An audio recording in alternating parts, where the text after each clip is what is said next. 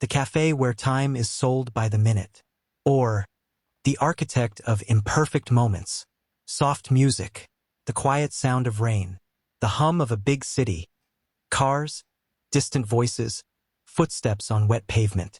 Narrator, he always knew how to build buildings, spaces, even the people around him. But he never learned how to build himself. His name was Mark Heller, an architect with a flawless portfolio, a solid reputation, and no pulse in his soul. On paper, successful. Inside, hollow. That evening, he was walking home after a client meeting. Rain poured down over the city, and he didn't even notice his umbrella had broken. And then he saw it. A small glowing sign through the mist. Hot beverage, the reversed clock. The cafe where time is sold by the minute. He stopped. His GPS showed nothing there, just an empty block. And yet, the door was open. Doorbell chimes. Soft jazz from the 1950s. A warm interior, the faint ticking of clocks. Narrator, the cafe smelled of coffee, cinnamon, and something impossible to describe, like the air inside a memory. On the walls, dozens of clocks. Each showed a different time. Behind the counter, a man. Silver hair, kind eyes, and a calmness that didn't seem human.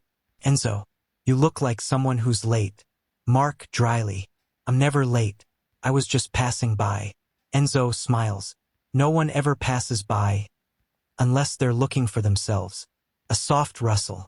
Enzo places a menu in front of him. Marka reading. Espresso of time, 3 minutes. Latte of memory, 7 minutes. Cappuccino of regret, 15 minutes. Mark, ironically, what is this, some kind of joke? Enzo, no, it's a menu. We sell time. Not the kind on your watch. The kind you lost inside. A brief pause. The sound of a spoon stirring. Coffee pouring. Mark, all right, if that's your offer, take me back to the day I got into university. Enzo, the price is one memory. A real one. You'll never recall it again. Mark, deal. A sip. The world freezes. Scene from the past. Warm sounds of a train station, crowd, F. Footsteps. A whistle. Narrator. Summer. Mark stands by the train with a ticket in hand. His father. In an old jacket, rough hands, eyes glowing with pride. Father, I'm proud of you, son. Pause. He opens his arms for a hug. Then, Mark's cold voice. Don't, Dad. People are watching. But now, in this replayed frame, he can't change the words, only his actions. He steps forward, places a hand on his father's shoulder, and hugs him. No words, just silence and warmth. Narrator, and something changes, not in time but in him. A sound like wind rushing through metal. Return to the cafe. Return. On the table before him, a small clay pot. Inside, a green sprout. Mark, what's this? Enzo, proof that time grows.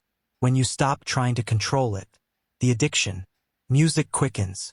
Short montage-like scenes. Narrator. Mark returns. Again, and again, and again. 3 minutes here, 7 there, 15 when he can't take it anymore. He corrects the small things. Smiles where he once stayed silent. Helps the friend he betrayed. Looks in the mirror and sees not indifference, but weariness. And each time something changes. Subtly. Tiny details. A different painting on the wall. A different scent in his apartment. A different version of himself. But the more he fixes, the less alive he feels. Climax. Soft piano in the background. Mark, I want to go back. To the day I didn't tell her I loved her. Enzo, 15 minutes.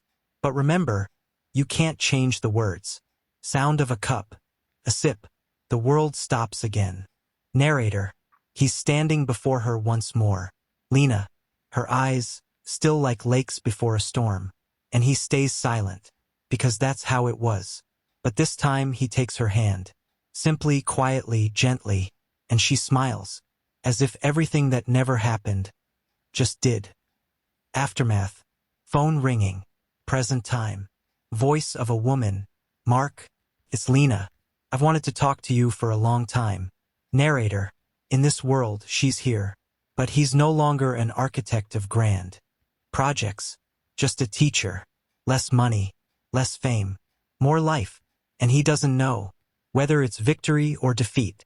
Final scene. The silence. Rain outside. Two people sitting in the cafe. Before him, two cups. One labeled forgetfulness. The other, acceptance. Enzo, if you drink forgetfulness, everything will return as it was. If you drink acceptance, you'll stay in your imperfection. Mark, and you, who are you? Enzo smiles. The one who reminds you that the truest architecture of life is found in the cracks. Pause. The sound of ticking clocks. Rain against the glass. Narrator. Mark looks at the cups and takes a sip. Long silence. Then, the sound of all clocks stopping at once. Epilogue. Morning. City sounds. Birds chirping softly. Narrator. The cafe is gone. Only wet pavement remains, and the faint scent of cinnamon lingering in the air. Mark keeps walking. In his pocket, a small pot. Inside, a green sprout. And maybe that's what he was looking for all along. Not a perfect moment, but a living one.